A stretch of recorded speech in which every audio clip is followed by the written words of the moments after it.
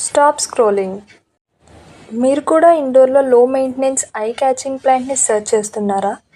అయితే ఈ వీడియో మీకోసమే. ఈ ప్లాంట్కి వైబ్రెంట్ పర్పుల్ లీవ్స్ ఉంటాయి. అందులో గోల్డెన్ సన్లైట్ పడితే ఇంకా దీని లుక్ మారిపోతుంది.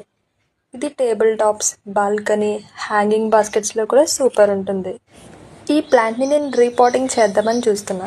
దీని రూట్స్ చూడండి, కంజెస్ట్ అయిపోయింది మట్టిలో మొత్తం. లైట్ విషయానికి వస్తే ఇండైరెక్ట్ సన్లైట్ అనేది బెస్ట్. మనం డైరెక్ట్ సన్లైట్లో పెట్టడం వల్ల లీవ్స్ అనేవి ఫేడ్ అయినట్టు కనిపిస్తాయి. ఫైనల్గా ప్లాంట్ని అయితే బయటకు తీసాం. ఇప్పుడు దీన్ని సెపరేట్ చేసుకుందాం. ఇది చాలా తక్కువ కేర్తో అట్రాక్టివ్గా కనిపిస్తుంది. ఈ ప్లాంట్ ప్రాపగేషన్ మెథడ్స్ కూడా చాలా సింపుల్. మనం స్టెమ్ ద్వారా కూడా దీన్ని ఈజీగా ప్రాపగేట్ చేయొచ్చు అండ్ వాటర్లో కూడా ప్రాపగేట్ చేయొచ్చు. వాటర్లో ఎలా ప్రాపగేట్ చేయాలనేది మనం నెక్స్ట్ వీడియోలో చూద్దాం.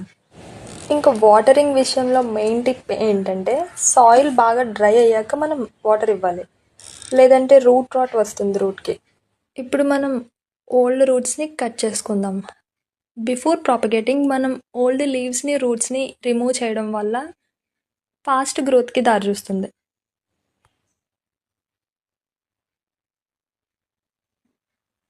నేను ఈ పాట్లో ఒక లేయర్ సాయిల్, ఇంకొక లేయర్ స్టోన్స్, ఇంకొక లేయర్ మట్టితో ఆల్రెడీ మిక్స్డ్గా రెడీ చేసుకుని పెట్టుకున్నా. మీకు కావాలంటే కోకోపీట్ కూడా యాడ్ చేసుకోవచ్చు. ఒకవేళ కోకోపీట్ లేకపోతే కోకోనట్ హస్క్ ఉంటుంది కదా, కొబ్బరి పీచు అంటారు, మనం అది యాడ్ చేసుకున్నా పర్లేదు. ప్లాంట్ని నాటే విధానంలో కూడా దాని గ్రోత్ ఉంటుంది.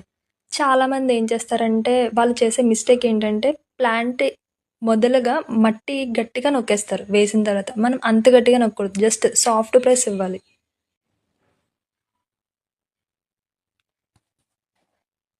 ఇక్కడ మిగిలిన స్టెమ్స్కి మనం ఇలా రూట్స్ తీసేసి స్టెమ్ని కూడా పెట్టచ్చు. స్టెమ్ ప్రాపగేషన్ అంటే ఇదే. సో మన వీడియో అయితే చూసారు కదా ఫ్రెండ్స్.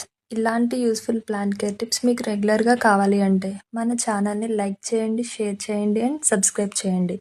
ఫుల్ ప్లేలిస్ట్ లింక్ డిస్క్రిప్షన్లో యాడ్ చేస్తున్నాను, తప్పకుండా చెక్ చేయండి. అండ్ మీ ఇంట్లో ఈ ప్లాంట్ ఉందో లేదో నాకు కామెంట్లో చెప్పండి.